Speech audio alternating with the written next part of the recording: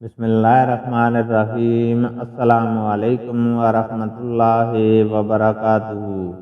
हदीस नबी सल्लल्लाहु अलैहि वसल्लम है, रसूल अल्लाह सल्लल्लाहु अलैहि वसल्लम ने मुसलसल कई दिन तक सहरी व अफ्तारी के बगैर रोज़ा रखने से मना फरमाया था।